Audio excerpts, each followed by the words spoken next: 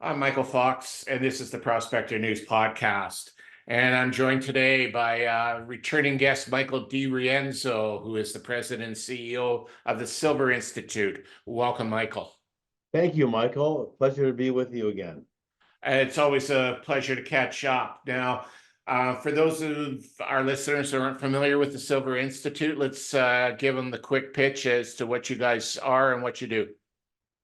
Yeah, so we have a little over 30 plus members and a lot of other supporters for some of our publications, including the World Silver Survey.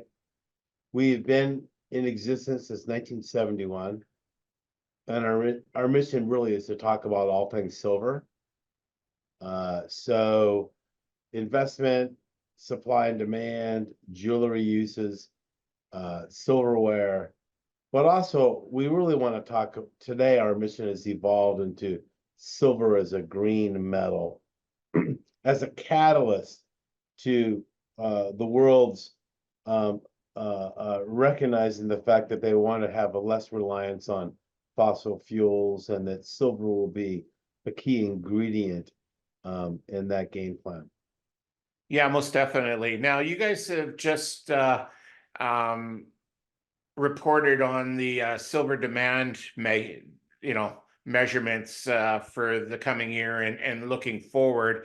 And I did notice there was a lot of green tech that was going to be driving that demand. But let's go through Sure. what you guys found out about the demand growth for the next 4 to 5 years. You got it. Well, I can give it to you for this year, but I don't have figures on 4 or 5 years out, but absolutely. Let's go. Perfect. So what does silver demand look like for 2024?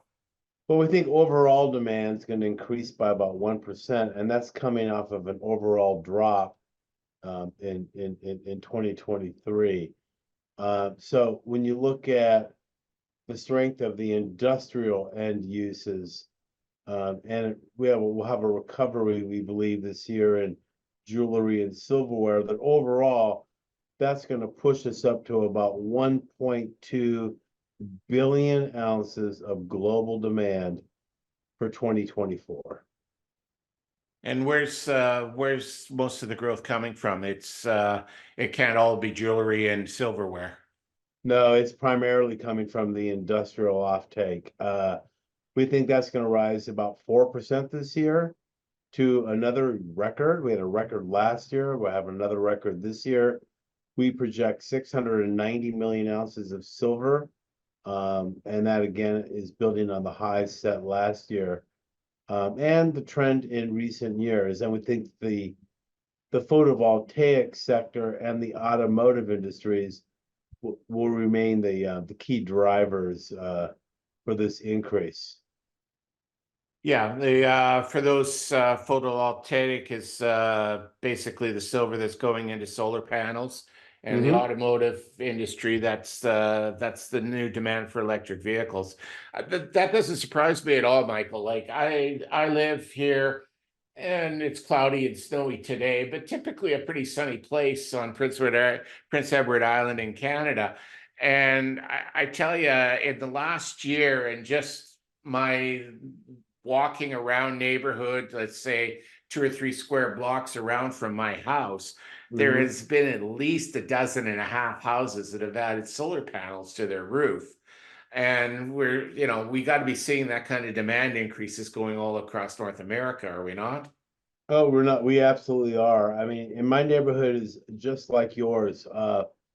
There are certain states like California and Massachusetts, even in my state of Virginia where I live, even though we're based in DC, incentives are being provided by the federal government, the state governments, for solar power installations.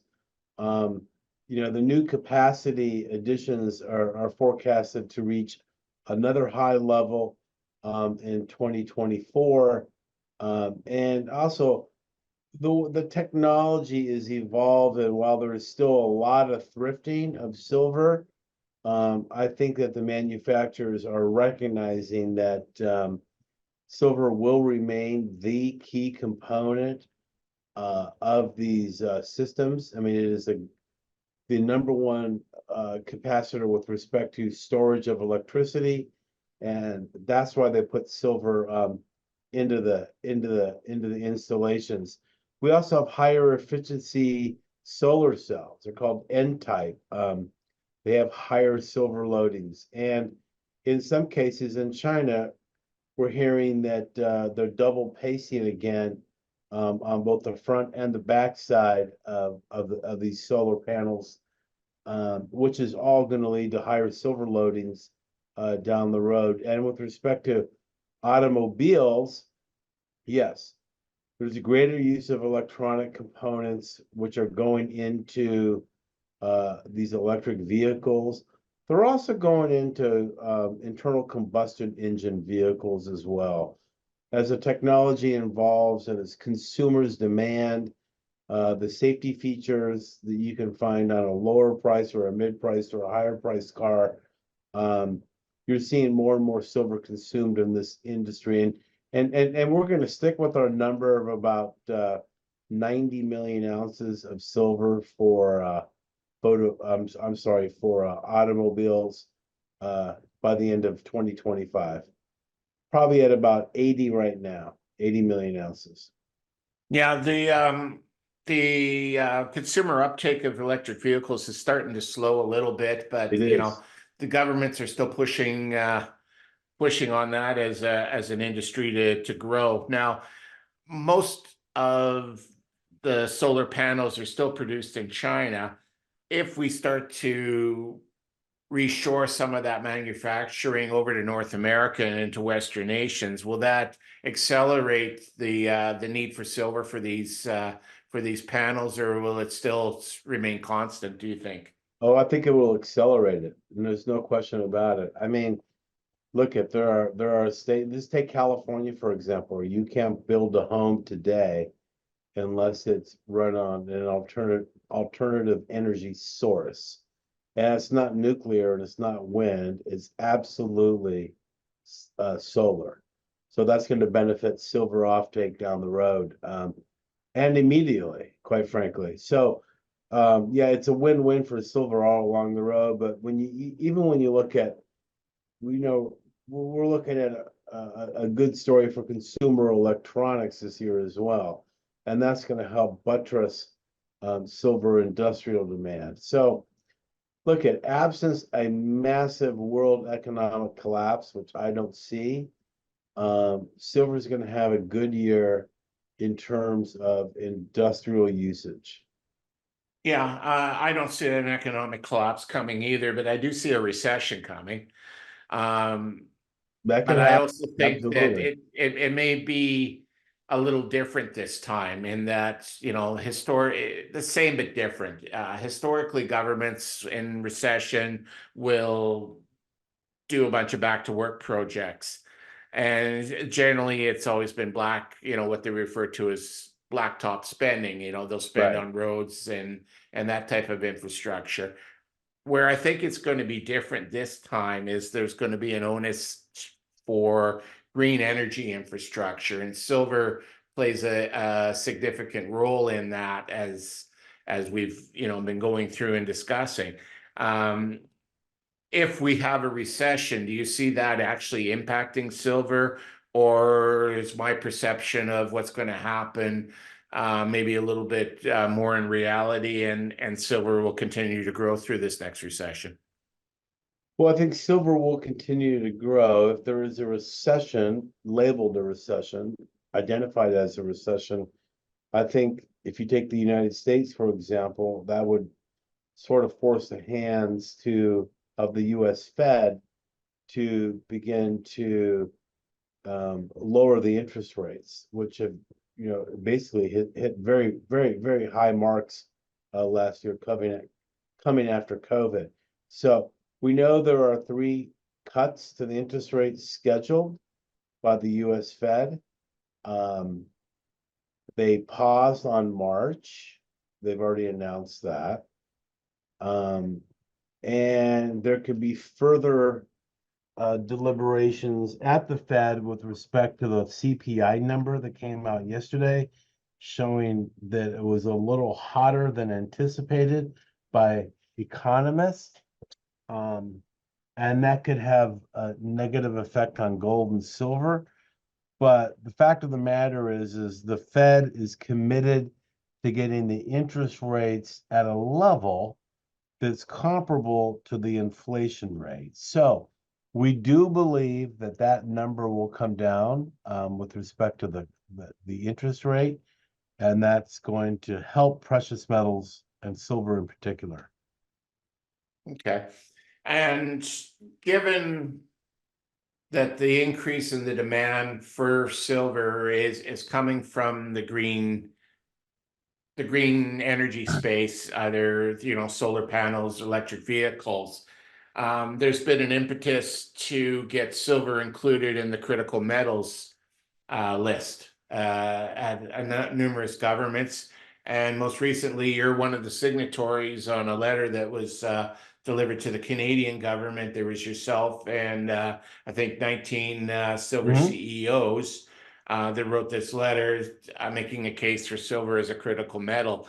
Let's talk about how that all came about and what justifications you're giving in to the government as to why silver should be a critical metal.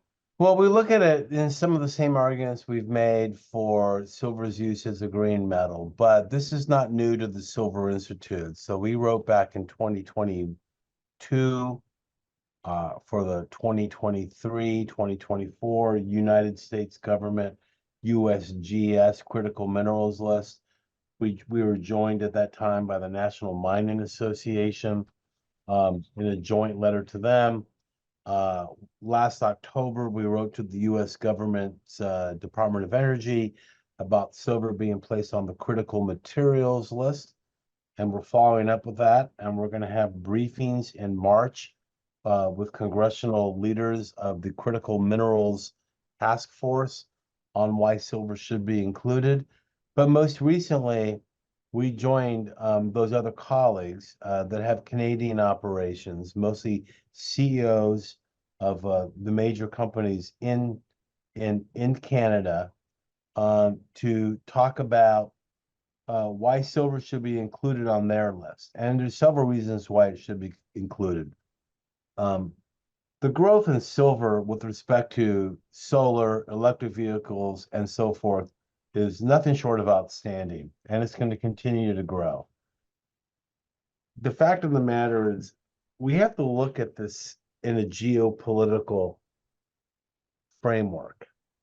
We're being challenged, the silver community is being challenged from the mining side in Peru, and most recently in Mexico.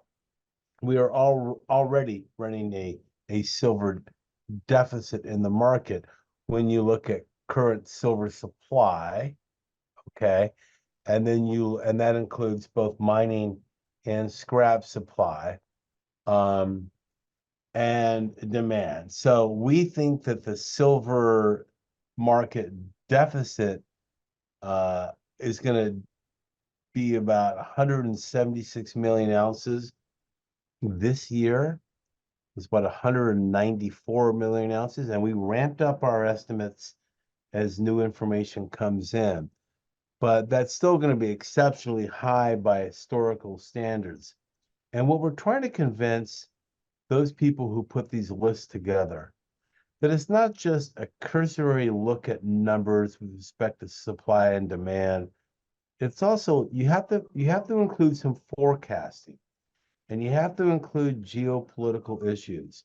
And when you have the president of Mexico, just within the last week, who wants a total ban on open pit mining, well, that's going to seriously affect the #1 mining country in the world, being Mexico. So Mexico, it's China, and then Peru. Peru itself has its own issues with respect to its government and mining. So there are a lot of above ground stocks of silver. And the question is, at what price point are those stocks mobilized to meet this demand?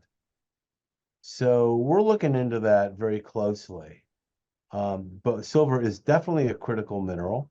It's a critical material. It is, in terms of some of the other metals on the list, it's right up there. Most of the metals on those lists are rare earths, okay? I believe copper is on 2 of the 3, but it's not on the USGS's critical minerals list. I believe it's on the DOE's materials list. But silver and copper go hand in hand. And we think we have a very strong argument for all 3 entities. And the good news with the Canadian list is much more fluid with respect to adding minerals and metals to that list than the United States government, which is a little more firm in that we'll release an RFP, we'll release a Federal Register notice calling for recommendations from industry as to why their metals should be included, and then they go through their process. But Canada is a different ballgame. Canada, as I mentioned, is more fluid. They'll take a look at that letter that was recently sent to them, and I suspect we'll be hearing within the next few months on their decision. Yeah, I noticed a couple of interesting things. When you're listing off the jurisdictions which are becoming problematic, 2 of the 3 of them are actually considered to be friendly jurisdictions in Peru and Mexico. Right. And Mexico, particular, being part of the North America Free Trade Agreement that's currently in place. You would think that we wouldn't have those kinds of issues with a trading partner like that. How does Mexico square what they're doing with their role within NAFTA? Well, I don't think they care. I think, elections, the old adage goes, elections have consequences. And you have a gentleman who's the current president of Mexico who is firmly under the belief that mining is not a good thing, even though it's, I would imagine, a great significant portion of their total GDP. And he's a greenie, and he's got that wing. The biggest threat, of course, to the industry is that there will be elections, I believe, in early June in Mexico. That if he were to receive a supermajority, he would be able to pass this in the Mexican legislature, and there would be I don't know if it's a temporary ban or a ban. I don't know if it goes to existing projects, but it would have a negative effect on the mining industry in Mexico. And I do know that our friends in Mexico, including the mining associations, are working around the clock to educate lawmakers on the benefits of mining in general. It's not just silver, it's other minerals and materials as well. So, we have the same issue to a certain degree here in the United States, where it's taken 12 to 15 years to get a new mining permit. Even if you stumble across gold and silver on an existing property mining site on federal lands, it's still a long process to get the approval to go ahead and mine. And the ironic thing is that mining companies have provided not only do we need these metals, I mean, nothing would work without them, okay? And we do not, in the United States perspective, want to rely 100% on importing silver and gold and other key metals in order to make our products work, is that they're somewhat short-sighted when it comes to the permitting process. And it's been a huge issue, which is being addressed by many key leaders from mining states in the United States to streamline this process. And, the first thing that Joe Biden, I don't want to get political here, the first thing Joe Biden did before he even sat in the office, in the Oval Office, was sign the death knell to the Keystone Pipeline. That was day one. and mining permits are hard to come by even today. So that was in January of 2021, and it's a difficult road. I'll go back to elections have consequences. The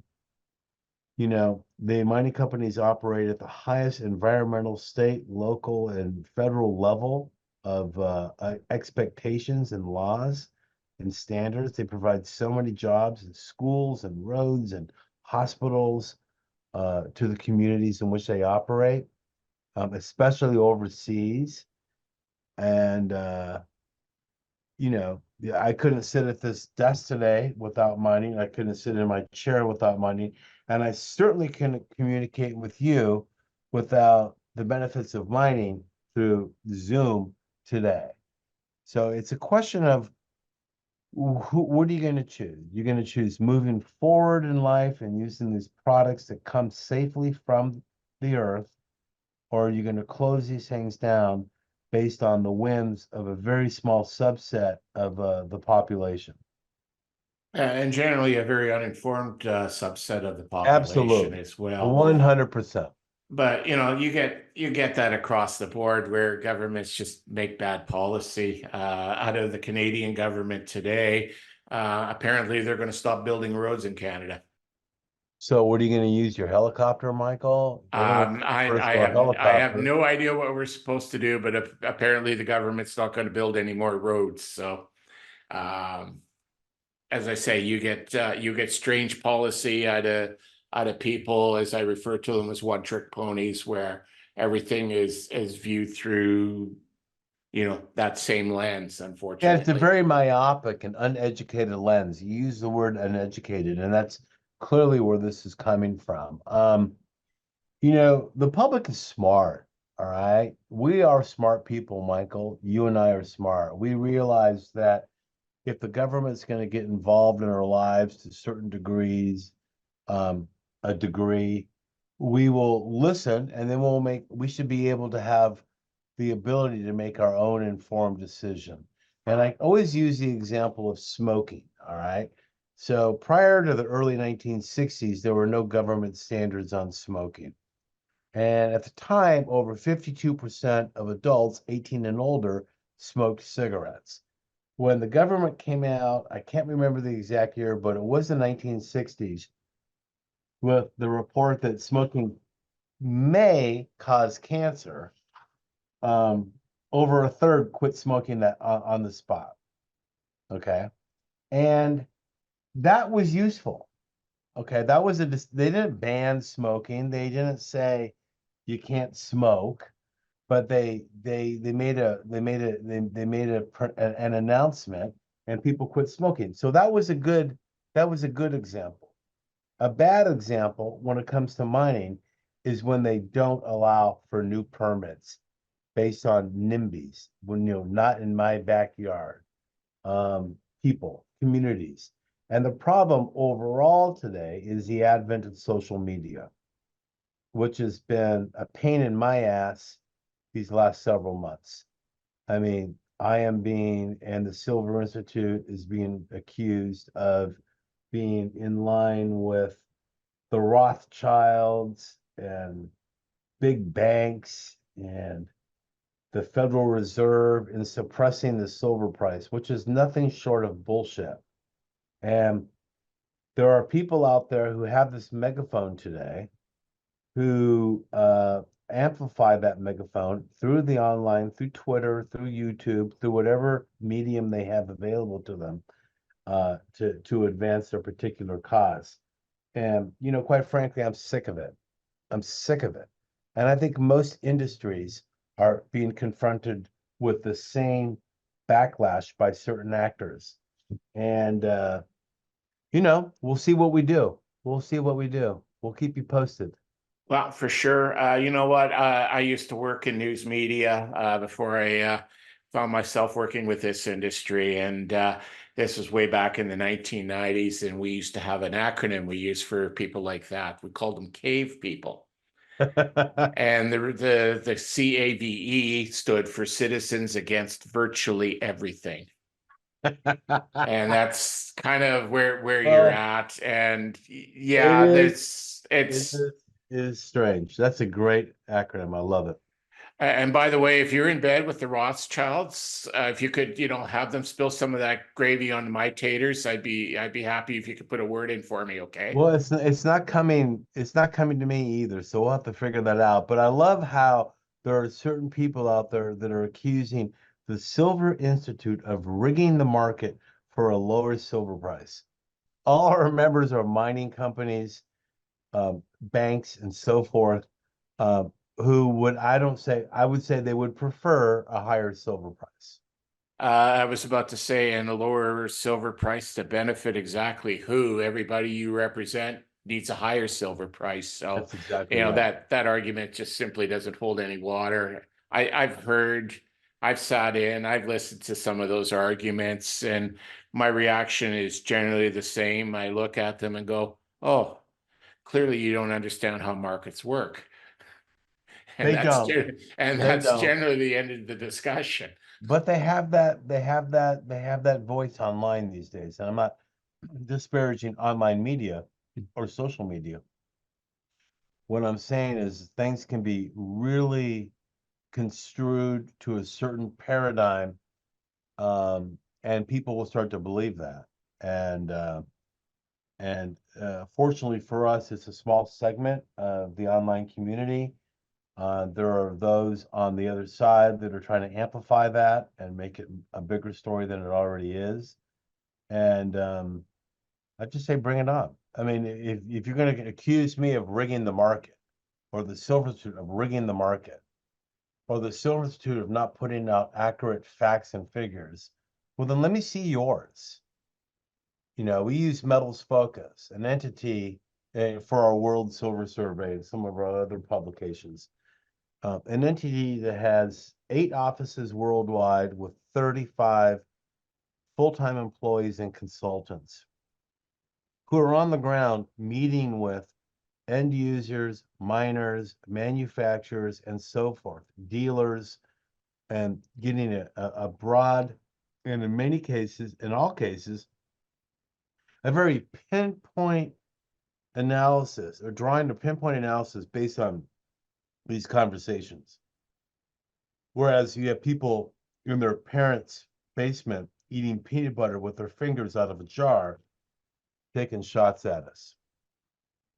So there Yeah, you go. well, as I say to a lot of people that are data driven, it's just like, oh, sorry, 1 + 1 is 2. You might want it to be 3, but you're going to fail your math test. Right, That's right. that's the way it goes. That's If exactly right. people want to follow the Silver Institute and find out more about your ties to the Rothschilds, etc., how would they do? Tongue in cheek, by the way, I everybody. know. How would they go about doing so, Michael? Well, you would first and foremost, you go to our website at silverinstitute.org, which is being renovated right now. We hopeful for a June release for a more streamlined and user-friendly experience. You can follow us on Twitter at Silver Institute, and we have a dedicated page on LinkedIn, the Silver Institute. So we post a couple times a week, little interesting factoids on silver, announcements on what we're going to be doing and so forth. Or they can simply call us directly and they can get that number from the website.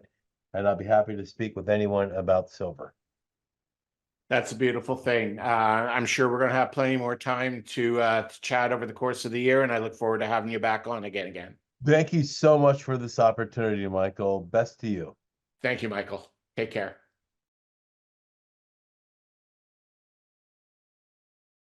The Prospector News Podcast is for educational purposes only. The opinions expressed are those of the participants and are not to be taken as investment advice. Listeners need to do their own due diligence and seek advice of a licensed investment advisor.